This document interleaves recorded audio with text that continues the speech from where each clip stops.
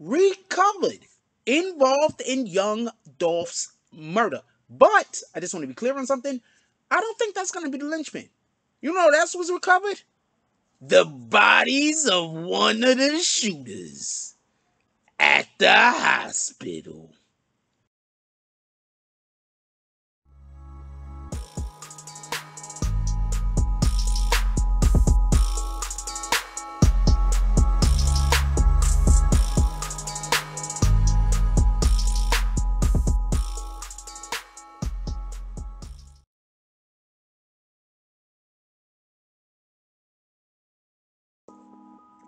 BBN Jack Frost. What's up, party people? Alright, so yeah. So apparently, the car has been recovered that they believe was involved with the Young Dolph murder. The car has been recovered. That is not what this video is about. We're gonna have a video about that also, but that's not what this video was about.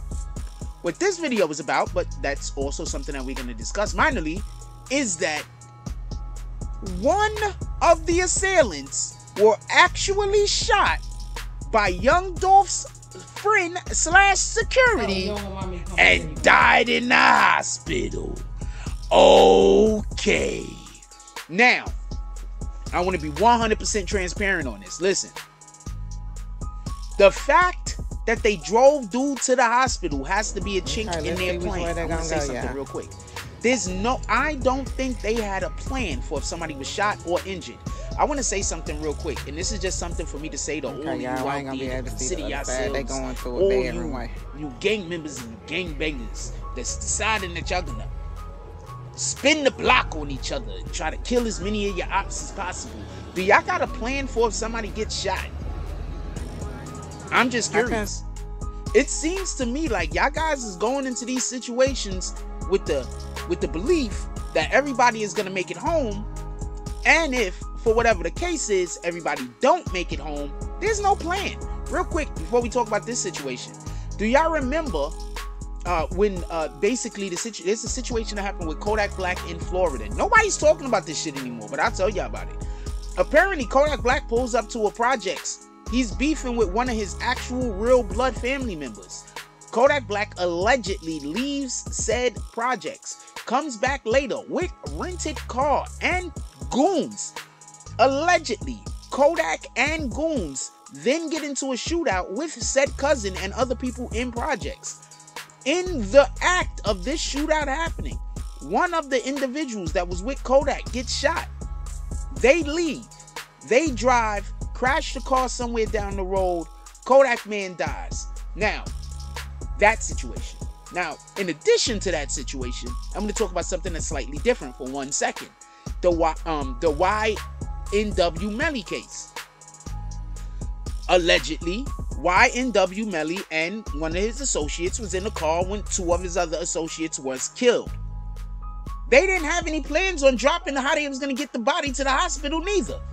One more scenario, real quick. Do y'all remember YFN Lucci?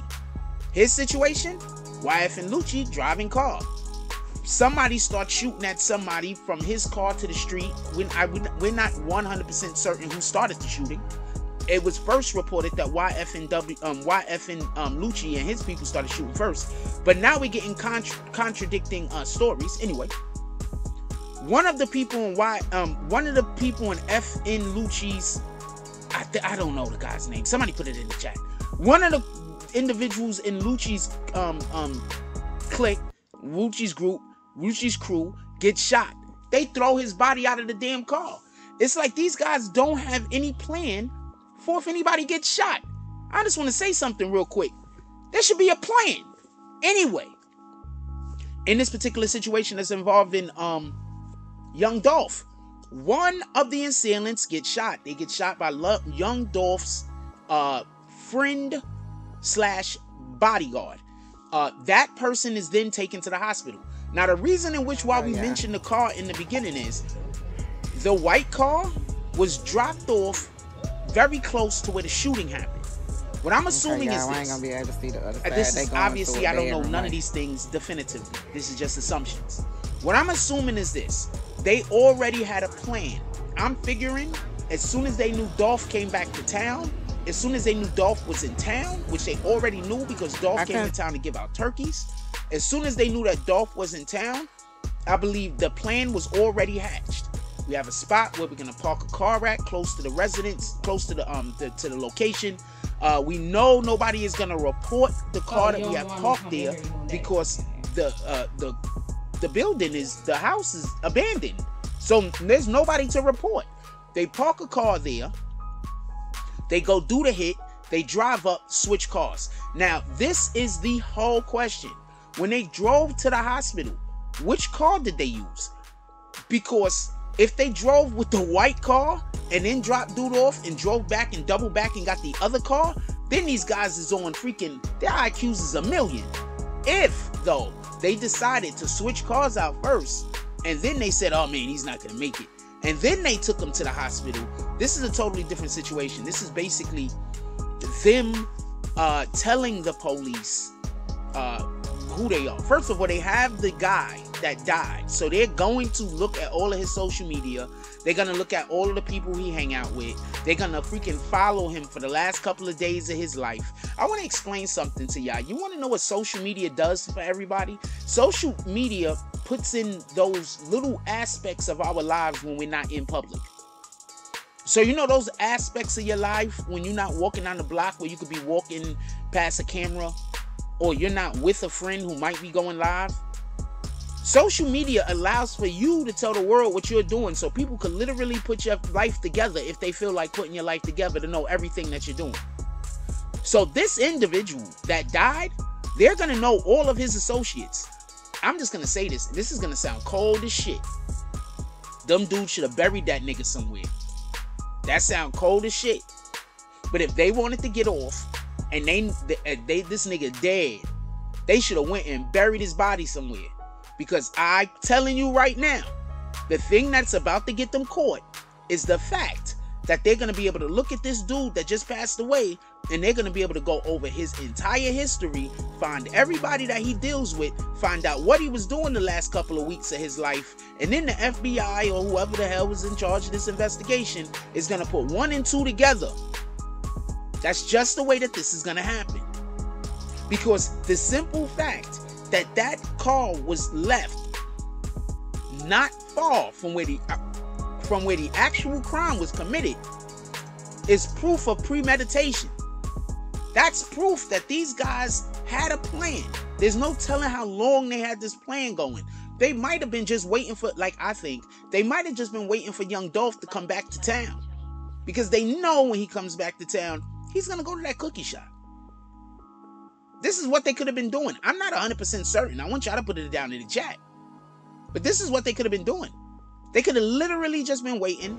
Okay, Young Dolph gonna come pull up. We already know. We got the car parked in the spot. Nobody's gonna call on that car because the house is abandoned. Boom. Young Dolph comes up. Okay, Alright, we at the spot. We got eyes on him. We got eyes on him. Boom. Let's go. It's that simple. I mean, that's not simple, but that sounds like what possibly could have happened. Let me know what y'all guys think. Put it down in the comment section. But yeah, the linchpin in this whole thing is that they have, or they believe that they have, one of the individuals that was involved in the death of Young Dolph. Like, comment, subscribe. Join the notification gang. Hashtag Bronx Bombers. Let's get it. I love y'all. Take care of each other. Hug the kids for me. I haven't forgotten about you. And that's all I got on this one. I'm out.